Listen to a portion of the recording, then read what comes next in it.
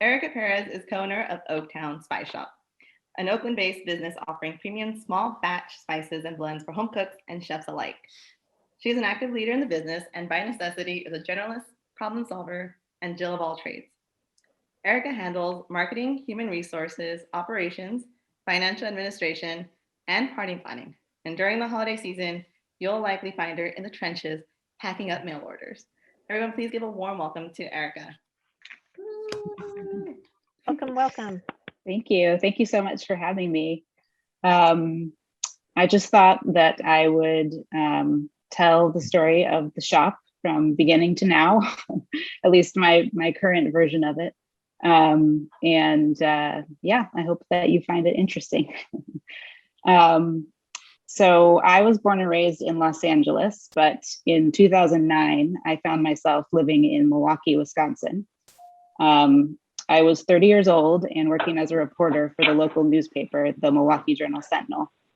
I had moved there to advance my career at a newspaper that was highly regarded in the industry, hoping that it could be a launching pad to a job at the LA Times.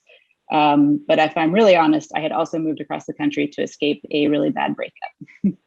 So I had dreamed about writing fiction, but I was also pretty risk averse. So I chose journalism instead. And it turns out journalism is only partly about writing. Sorry, I was gonna see, do I need to let someone in? No, okay, sorry. So when you're writing several stories a week on deadline, you learn to become as much of an expert on a topic as possible in 8 hours. You stifle fear of cold calling a stranger, you pour through spreadsheets, and then you write really fast. So I had been in Milwaukee for about a year when I met John, who's my future husband and business partner, through a mutual friend. We didn't hit it off right away, but Milwaukee being the small city that it is, we ran into each other many times until something finally clicked. He and I were pretty different, but I liked that about him. He was smart and interesting and worldly, but he hadn't taken the same, straight out of high school to college to career path like I had. He'd had more of a meandering route. He lived abroad where he had worked in hostels and restaurants, and he had eventually made his way back to his hometown of Milwaukee to finish college and then get his graduate degree. So when I met him, he was finishing his master's and he was teaching English to priests at a Catholic seminary. Very interesting. So John was a great cook, and through him, I started to really learn to enjoy cooking too. I'm definitely more of the I was at that time more of the rigid recipe follower type. And John was more of an experimenter. And I was really amazed by the way that you could just take some basic cooking principles and kind of riff off of them in the kitchen. So John showed me around his Milwaukee, and we used to have dinner parties, and we'd go around town and collect little special provisions from all of his favorite places, like the Italian grocer for sausages or the neighborhood spice shop where he had actually worked as his first job when he was 17. He had started working there when he was in high school, and I could tell that the spices had really influenced his love of cooking and his love of travel. So as much as I enjoyed my time in Milwaukee, it's not just a cliche about the Midwestern winters. And to me, it felt like winter 6 months of the year. So I remember calling my parents in LA on a February weekend, and it was like month 4 of winter, and they were barbecuing in the backyard, and I just started crying. So I was pretty excited when an editor at the paper told me he was moving to Berkeley, and he was going to be heading up a newsroom at a nonprofit journalism organization, and he wanted to recruit me. So John and I had only been dating for about a year, but I told him about the job opportunity out west and asked him if he would ever consider moving. To my surprise, he said yes. So we went, and I had gone to college at Stanford, and my best friend had gone to Berkeley, which I thought was a lot more fun. So I had spent a lot of time in the East Bay. And I just fell in love with Oakland and Lake Merritt. And at the time, it was a little more affordable than Berkeley too. So I found us a great apartment on Bellevue Avenue, right by the lake. So when we got into Oakland, it was 2009, and John started looking for a job. And it was not a great time to look for a job. It was still the recession, and he wasn't having a lot of luck finding a teaching job. So he picked up some part-time work waiting tables. And I just remember he would spend the mornings looking for jobs, and then he would take the afternoons to kind of ride his bike around Oakland and try to get to know the place, picking up things for these elaborate dinners that he would make when I got home from work, like go into Chinatown, to go to little grocery stores. And he definitely remarked, for this place, which is amazing and all about food, it's amazing that they don't have a spice shop. So I remember we were walking around Lake Merritt one day, and we were talking about the job search. And I think I said to him, if you could do anything, something that, was there anything that you'd ever dreamed about doing, that isn't in your, current line of work, something different? And he said, well, I always thought it would be fun to open a spice shop in Berlin. Well, we weren't in Berlin, but I latched onto the idea, kind of like a pit bull, and I said, yes, we have to do that. I think I kind of shocked John with my resolution, but I wouldn't let it go. And we just talked about how Oakland and the East Bay were so full of all of this exciting food, from the farmer's market right by our apartment to all this diversity of cultures and cuisines. And yet they were missing this spice shop. And I just felt really instinctively that people here would love a spice shop, and that John would be great at running it. Not only did he love to talk to people, he's a natural extrovert and very curious about everyone, and just one of those people who everyone seems to like. And he also loved to cook and talk about food and history and geography. So I put my journalist skills to work and started figuring out how to do it. And I started bouncing the idea off of all of our family and friends, including my friend Samin Nosrat, who I actually met when she was at Berkeley and I was at Stanford, before either of us were involved in food. And she was at that time already a minor celebrity in the Bay Area, not quite the superstar she is today, but everyone seemed really excited about the spice shop idea, including Samin, who I remember met me for dinner in Chinatown and was just enthusiastically scribbling all of these extemporaneous ideas for what we could sell on a piece of paper. And she introduced us to the guy that she got vanilla extract from when she worked at Chez Panisse. And she introduced us to her favorite graphic designer, who is still our favorite graphic designer today. So I went to the library and borrowed books like Small Business for Dummies and How to Write a Business Plan, because neither John nor I had any business experience. And we worked for about 2 years on a business plan during our free time. I worked on kind of the vision and the marketing, and John researched all the details about spice costs and packaging and margins. He reached out to spice importers that he already was aware of and researched some new ones. And we started ordering spice samples to our apartment. And I remember our apartment filling up with bags of peppercorns and cinnamons, and definitely smelling up the whole place in a good way, I hope. And experimenting with spice blends in our kitchen. And we just had a vision of a neighborhood spice shop where we would grind and blend fresh spices, and you could come in on your way home and pick up some interesting spices to try with your farmer's market haul, and talk with the friendly shopkeeper about your dinner plans, and just sort of have a really nice time. And I would help with all the business stuff, like the permits and the accounting and the marketing, but it was going to be John's job and my sort of hobby side hustle, kind of a fun project for me on nights and weekends. So we got our business plan drafted, and we set up a free meeting with SCORE, the business mentorship organization. And we met with a retired executive who gave us some pointers on our profit and loss projections. And he also said that we should really open our spice shop in a kiosk in a mall. So we took the advice on the projections and we ignored the mall idea. So that was good. our business plan helped us get a loan. We got a small loan from OBDC. I don't think OBDC is around with that name anymore, but it was a community development financial institution. So we got a micro loan there, and we borrowed a little bit from family and friends, and we both pitched in a chunk of our savings. And we found a real estate broker who showed us a few places around town.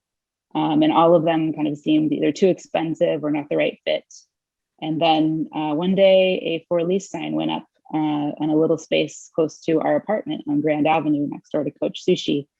The tenant who was leaving ran like a high-end menswear shop. And I remember walking in there and getting little heart flutters, like, this is it. The rent was around $1. I think it was around $1 less per square foot than what it was what it would have cost to rent on the other side of Grand Avenue, the side with the movie theater and Boot and Shoe. And we just felt like it was an underappreciated little stretch, living right there, just knowing that we were surrounded by other people who lived in their apartments and would go to the Grand Lake Farmers Market and would walk past the spice shop on their way. And it was right there between downtown and kind of that lakeshore shopping district.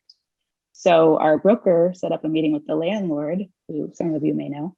And although we could tell that he was skeptical, he asked to see our business plan, I think, and we had to personally guarantee the lease. Ultimately, he rented to us. Years later, he would tell us how proud he was of us, but that if you had told him at that time when those people came into his office that they'd be running a successful business, he would have maybe been a little bit surprised. But we lucked out.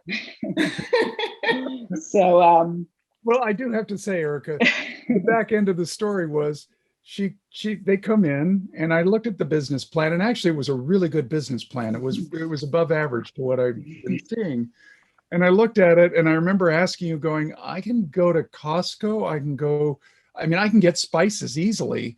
What is going to be your positioning? And so they went through this and they were so darn focused on it. I thought, all right, worst case, it's a couple of years and, we'll see what happens. And they're both trying really hard. If you ever speak with John, he's so earnest in what he says that you just have to believe him. And so, yeah, I can remember when you guys walked out, I was like, I don't think this is going to work, but they seem like they're going to be really good to work with during that time. Let's see what happens. Well, we got our shot, so thanks. So yeah, we just kept plugging away, and John quit his multiple jobs in the fall of 2011, and we got the keys to our space.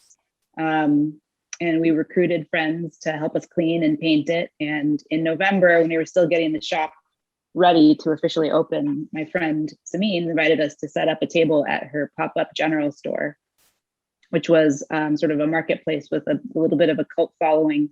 She made homemade sausages, and if you know Starter Bakery, they sold their famous pastry there first. And so it was a really great little buzzy thing to do before we officially opened. And but we officially opened right around Thanksgiving 2011, so almost 10 years ago. In our first holiday season, that November to December, we sold $11,000, which we were just thrilled about. We thought that was awesome. And at this rate, we thought we're going to break even in the first 6 months.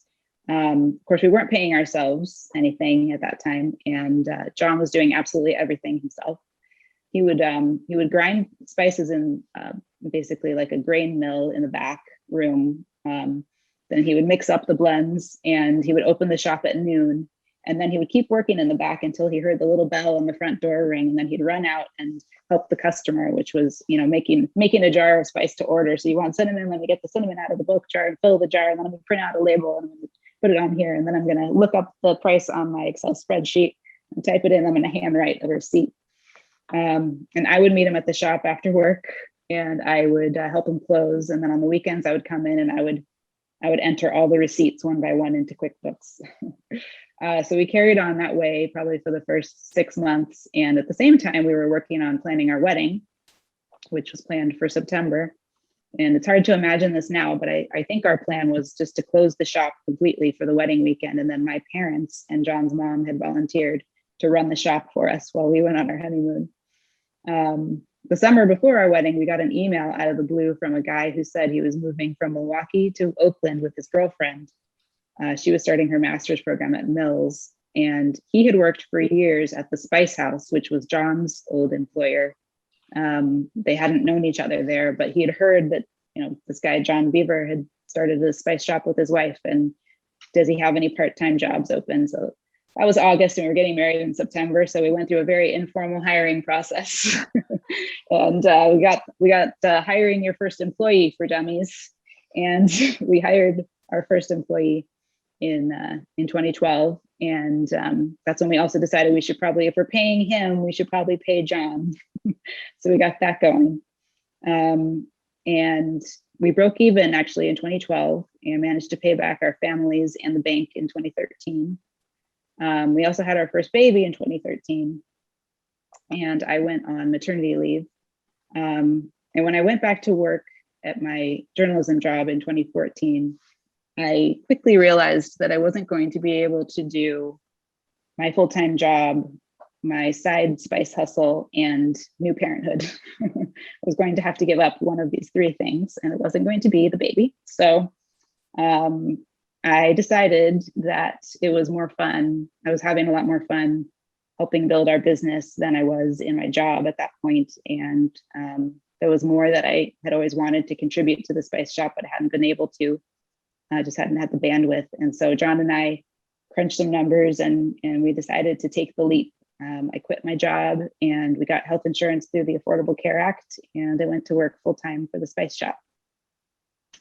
So when I got there, I kind of started working on systems and standardizing things. So every holiday season, we put together gift boxes like the Oaktown favorites, and we put spice jars in them and hand packed them with bay leaves and cinnamon sticks and nutmeg and dried ginger, plus recipe cards to match the spices. And these had been pretty easy enough to pack on the spot for customers when we were just selling a few a day, but their popularity had really taken off. And we had gotten to the point where during the holidays, we squeezed as many staff members into the shop as we could. They were like standing in like a 3-foot hallway over a tiny little table, and they were working really late, packing up gift boxes and stacking them high. And we would feel such a sense of accomplishment. At midnight, we've cranked out hundreds of gift boxes, and then we'd open the shop the next morning at 10 o'clock and watch them just dwindle down to zero again by noon. And we'd be back to making them to order one by one customer at a time. And it was one of those good problems to have. It was great that they were selling, but we just knew that we were losing sales by not having more of them pre-made.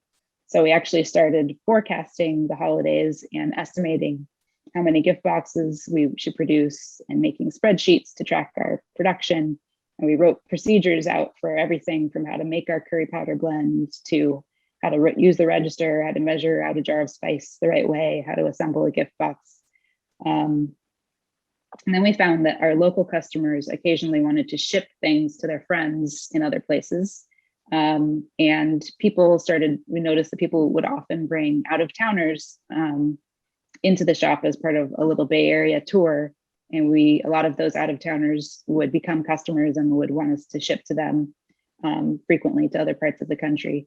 So at that point, we'd had a website, but it was really just a landing page with some information about our shop and a couple products for sale. But we decided to launch a proper website, and we used Shopify, and we bought a nice camera, and we took photos ourselves of all of our most popular things and put them up on the website and started shipping.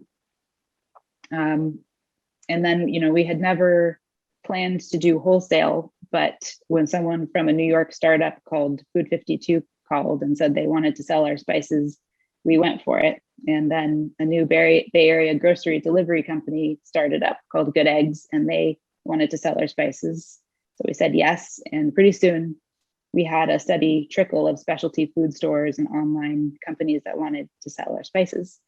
But we were still operating out of our, 1,000 square feet, maybe 900 something retail space. So in 2015, when an opportunity came up to move in to a bigger space a couple doors down, we did that. And for several years, we had been getting questions about when we'd expand San Francisco or to the South Bay or to the North Bay or to LA. And I always thought it was just out of the question, because I thought, how can we clone John? I thought his personality was the key to the success of the business. And I couldn't imagine ourselves spreading ourselves any thinner. At that point, we couldn't really leave the business for any length of time. And so we decided, mainly because we were spread so thin, that it was time for us to hire a manager. We took another leap of faith and hired someone who had worked as a manager for a restaurant. And just that process kind of forced us to, again, write down a lot of the things that we did and kind of what we thought made the business successful, so that someone else could lead it. And it was, thinking about how did we create that special customer service. John used to describe our method of training as osmosis, meaning if you just listen long enough to John or me or longtime employees talking about spices, you'd learn all the answers. Like, what's the hottest chili, or what's the difference between the cinnamons, and the eternal question, what is good on chicken? So we started writing all these things down and creating training guides with all the key information about spices and blends. And we wrote down everything about how we wanted customers to be treated. And by 2017, we felt like we had enough structure to start exploring opening a second shop. And we were also realizing at the same time that the more we grew and the more our sales grew, the more resources we had available to provide some of the benefits that we couldn't have afforded in the early days to our employees. So we started providing health insurance for full-time employees and vacation time. And just as the cost of living in the Bay Area kept going up, we felt like growing would help us become a better employer with better jobs to offer people. So at the end of 2017, we decided to open a second shop in Albany, and it had twice the space of the Oakland one. And then a couple of years after that, we signed a lease for our third location, a small little spot in the Castro Valley marketplace in Castro Valley. So by the time last spring rolled around, we were about halfway through the Castro Valley build out when, as everyone knows, everything came to a halt. And in March 2020, we had about 30 employees working in 2 shop locations, including the future manager of the Castro Valley shop who we were training. And when the COVID shutdown happened, we were really, really frightened and freaked out, and most of our staff were too. And we decided to close our doors and just shift entirely online. And we had an email newsletter with about 20,000 subscribers, as well as our social media channels. And we just put it out there that to protect our staff, we were going to be not open to the public, and that we would ship all of the refill bags of spices for free to try to encourage some online ordering, because at that time, our business was probably only about 10% online. So we were anticipating a pretty massive drop in sales, and really not having the faintest clue how long the pandemic was going to last.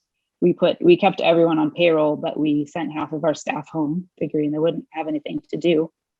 But to our surprise, the orders came pouring in, as did dozens of really, really kind emails from customers who told us how much they loved us and wanted us to survive. So we basically transformed our retail shops into online fulfillment centers, and all of our beautiful spice displays were put away and replaced with giant rolls of bubble wrap and packing materials and shelving for all of our shipping orders. So come April 2020, we found that we'd made it a whole month, and we realized we were in for a really long haul with this pandemic. And there were, even though we were getting all of these orders, we faced a lot of new financial challenges. Shipping costs are really exorbitant for small businesses. For us to ship, one of our essential spice kits to New York, just the shipping alone is $20. So when you compare that to free shipping on Amazon, which is what everybody would like you to offer, it becomes a really expensive endeavor. We were also not really very efficient at being a fulfillment center. We were not efficient at picking and packing and shipping, out of a retail shop, or out of 2 retail shops. So we knew that this wasn't going to be sustainable for very long.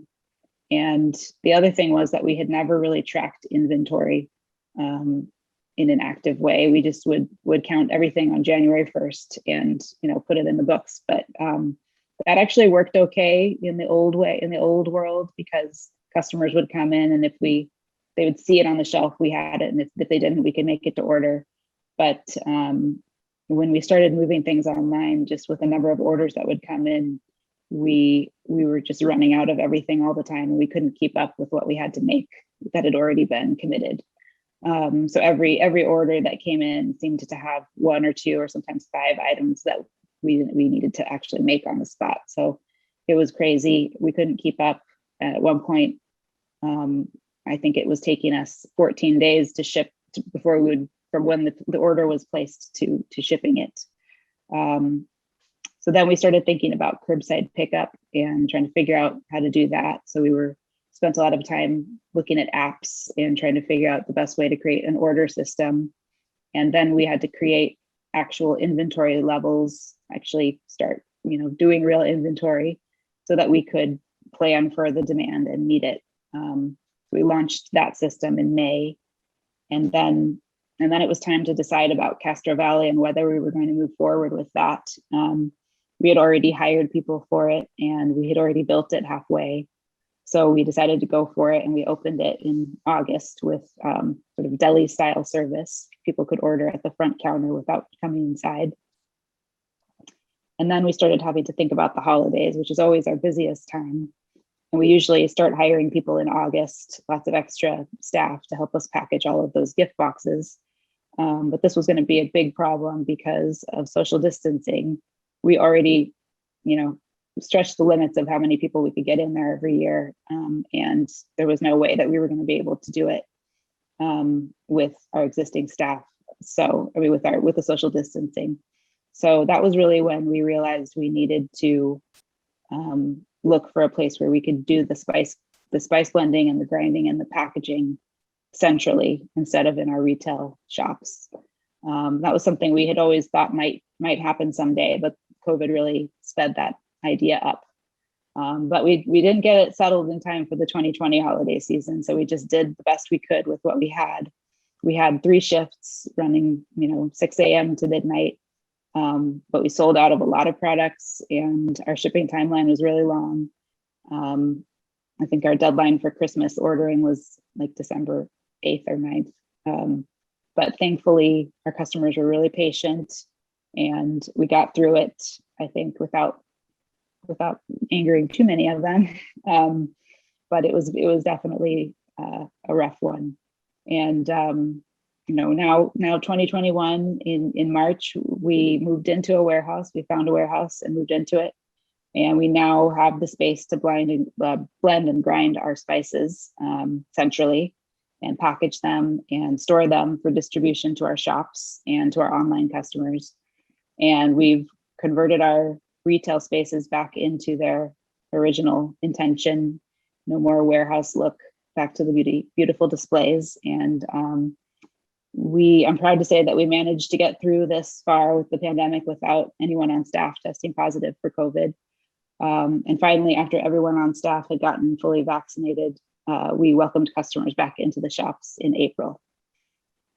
So to say we still have some adjustments to make is definitely an understatement.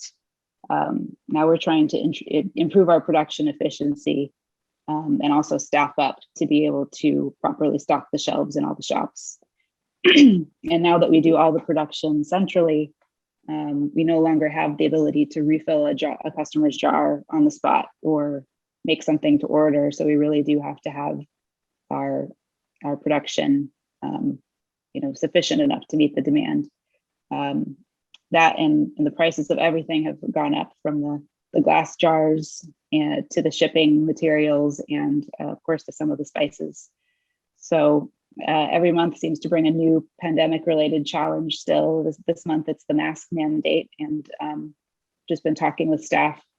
It's been hard for everyone being essential workers and sort of trying to figure out, how to navigate a challenge where there's some of them are worried about interacting with potentially unvaccinated, unmasked customers, and other people are worried about having to enforce a mask requirement, after the country or the CDC no longer requires it.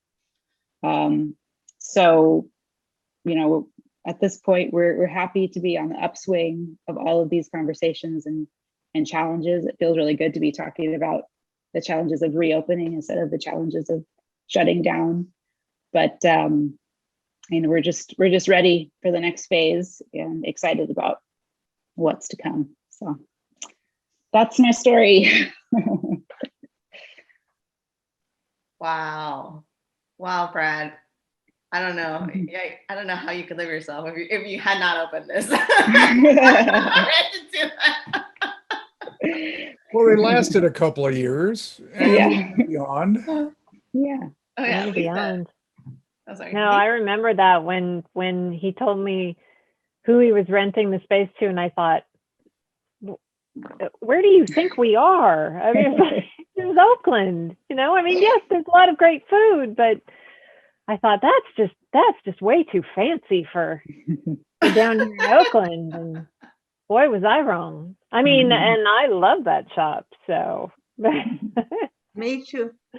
Yeah, Lisa, go ahead. Erica had a question. You said your first child. Did you have more than one after that? Yes. We have Luisa was born in 2013 and Rafa was born in 2015. And that's a wrap. That's a wrap. Huh? Yeah. Wow. Yeah. I wish I'd known about your younger son. My grandson was just here. He's 5.5. Oh yeah, I can relate to those kinds of kid comments. Luisa says I look young from far away. Oh, ow. Yeah. It's a compliment, however. Yeah. I'm sure that's what she meant. Yeah. Yeah. Question, have you maintained the tradition of accordion Fridays? No, we haven't. So we used to have John used to have polka Fridays. Being from Milwaukee, he was a big polka fan, and he would turn polka music on Fridays. But the staff revolted some years ago. So I didn't realize, is that no, because I used to always bring my jars in for refill, and the last time I did that, they said no, but I thought that was temporary just because of COVID, but it sounds like that's a permanent change. I mean, we might, it's not, it's semi-permanent because it's going to be pretty logistically challenging to figure out how to bring it back. So we haven't ruled it out, but there's so many other kinks that we need to work out at this point that we're holding off for now. Yeah. Erica, when I went last time there, you could get plastic bags full of spices as well. So you could refill it yourself by buying it in a plastic bag rather than in a jar. Yeah. Yeah.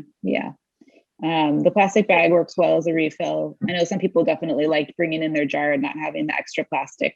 Yeah. And it just felt like home. Yes, I know. I wish I could go in and fill my jars in the shop, but all the spices aren't there. So Yeah, I just want to make it clear that both Erica and John are Oakland's best pushers. They started me on a habit in this one thing called bagel everything spices. And not only have I shared that with my family and friends, my son liked it so much, he was sharing it with his friend who moved to Costa Rica, and in his bag that only could take 50 pounds, he dedicated 10 pounds of it to bagel everything. So all I can say, if you walk in there, you will get addicted to something. Olive, if you go in, bring a big bag. Yeah, save room in your suitcase. Yeah, and I was planning to come to you, and I'm still coming to you because yesterday when we were running around, I saw the spice is a big sign. you know, I said, oh my God, I have to visit this place. Yeah, you'll have to come by. Yes, congratulations to you and John. Yeah, thank you. And you will make it. And then I was wondering, I know you've talked about having spices for Nigeria. How far have you gone? Because the young ones over here, like my children, you know, right now they're making like jollof rice, like you said, our soup, you know, that we eat, our national soup. And then you make that spice that they can add on and get the exact test for our nation test. Yeah. That would be interesting. That's number one. Number two question for you is, I know you grind your spice. I was wondering, how long does it stay before like it's like not good anymore? Yes, not good anymore. Yeah. Not good anymore, not really, but you know, like being flat. Yes. Because yeah, like the pepper is still pepper, but it's still like flat. It won't give you that. Yeah, that special deliciousness. Yeah, so the whole spices, we say generally, most whole spices, like a whole peppercorn or a whole cumin seed, we say 2 years. And even past 2 years, it's still going to be pretty good, but it's just not really good.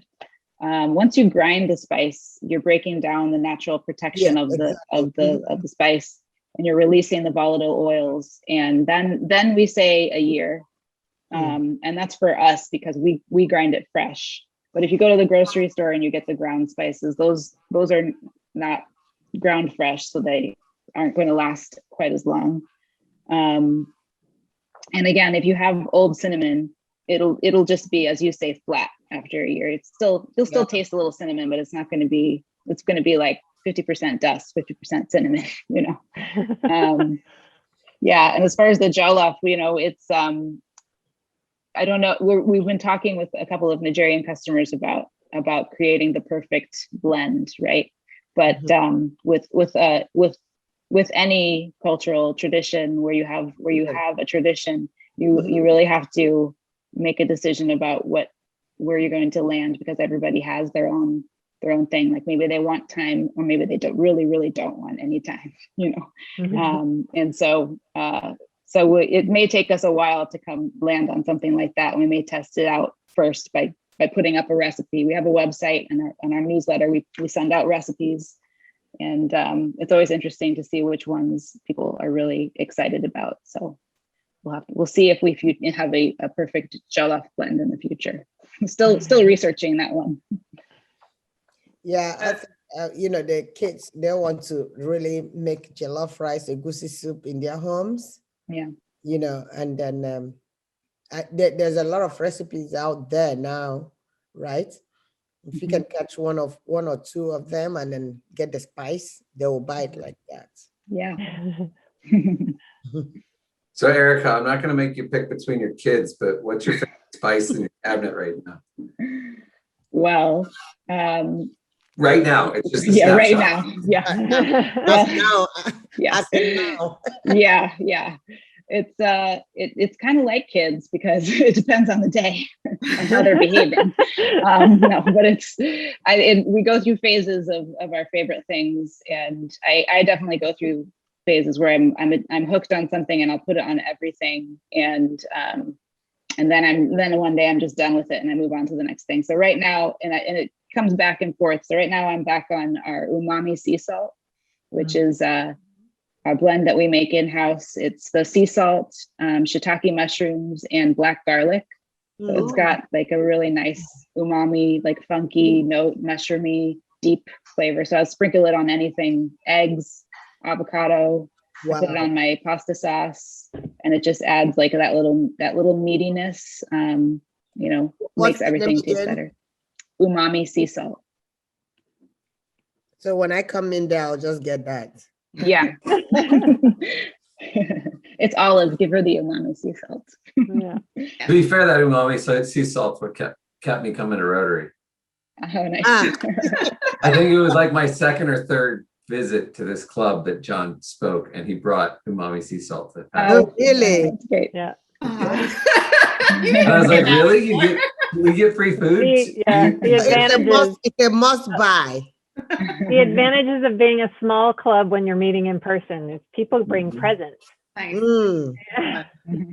I did want to highlight, and unless anyone else has other questions, Ergie, you kind of mentioned that it's kind of become a place where people come and bring out of town guests. And at that time, I did bring Tadashi, who's in our chat, over.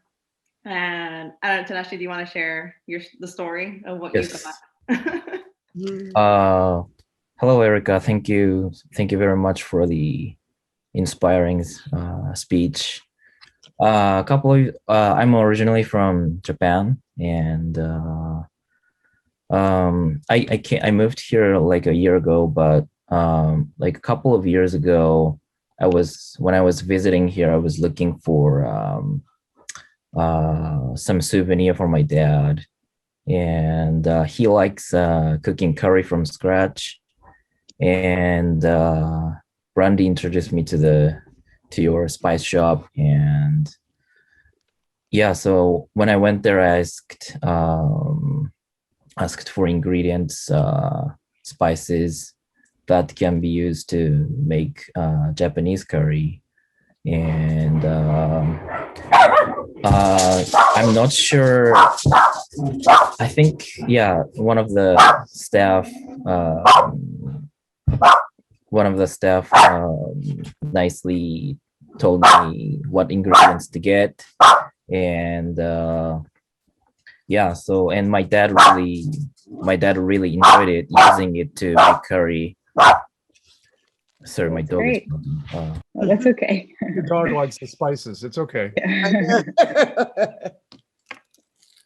Yeah, so I really wanted to thank you for that, but also hearing your inspiring speech today, I'm definitely more falling in love with the shop. And I guess I have I guess I have one question. So do you usually work at the Oakland store?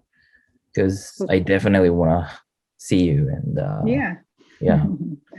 Well, these days I move around because we have the warehouse where we're still doing a lot of setup. So I'm there most of the time, but then I go to Oakland on Tuesdays these days, and I go to Albany on Thursdays, and Castro Valley. I have to admit I don't get there every week, but every other week on Fridays. So yeah, if it's a Tuesday, usually in the morning I'm there. Yeah. Yeah, and thank you for kind words. Yeah, I'm glad. Of course, congratulations on making through the pandemic, and I'm so glad that the shop is open now. And yeah, thank you very much. Thanks. Any other questions before we start to wrap up? I just want to say Persian lime curry rub. Well, that's the one. Yes. On lamb. Oh my God. But somebody else said on Facebook too. Interesting. One of the really cool things is it doesn't just come with spices, it comes with recipes. Yes. So you can go in there and go, okay, tell me about this spice, and someone will run over and go, oh, and this is what you want to do with it. Everything from making tonic water to cooking things. And if you've ever encountered a recipe that has a really esoteric spice in it, or herb or anything, you can almost always find it, which has been truly impressive. So, I don't know, big fan. Thanks. Yeah. I'm a big fan of curry spice too, but have you tried Guyana curry? Curry from Guyana. It's very interesting. It's so nice. Since I tried that from a friend, because my best friend is from Guyana. I tried that because whenever she prepared the curry chicken, oh my God, I've tried all the curries and, the spices, the curry, because I studied in Canada where I had some friends from Ireland, so when I came back here, curry was my problem on getting on curry goods, curry chicken. You use it, it's flat. You don't get that effect from the original. Mhm. You know, my friend Sandra, who is a Rotarian, she's will be my vice president, introduced me to the Guyana curry. Oh my God, you need to try that. I would And then love see to. whether you can, yeah. So we have a madras, which is the classic, and we have a madras curry powder, the Japanese curry powder, Jamaican curry powder, and then we have our Persian lime curry rub, which is our own invention. That's more of we use it more of as a rub, or sprinkle it on things that has a curry flavor with these Persian limes, which really makes it kind of a unique flavor. But there's almost no end to the different curries that you could make. I'm telling you, there's no end, like you said. But in Nigeria, we use mostly the curry leaf to make our stew. But apart from the curry leaf, when you come up here, there's another curry that we use too in a small container when we're in secondary school. You just pour it in your rice like that. That's good. But when you come over here, oh my God, there's a lot of curries. When you use it, it's not the same. But this Guyana, search for it. You'll find it interesting. I will. All right, Erica. Well, thank you so much for coming to speak with us today. I love hearing the story and from your perspective. It's really exciting again to see that you opened up the Castro Valley location, by everything, and sounds like there's still growing pains from becoming an e-commerce or distribution center, but seems like you're handling it pretty well. Thank you. To show our thanks for coming to speak, we are going to be donating some vaccines in your name to end polio. And I don't know if you recognize this lady right here. Yes. I don't have my arrow on there, but that's Jolene. Yeah, thank you. And in case you didn't know, or for any of our guests that are new, Rotary is committed to ending polio now, and it's only endemic in 2 countries, Afghanistan and Pakistan. And so we really appreciate you taking the time, Erica, to speak with us, and that you're making an impact by coming today. Appreciate it.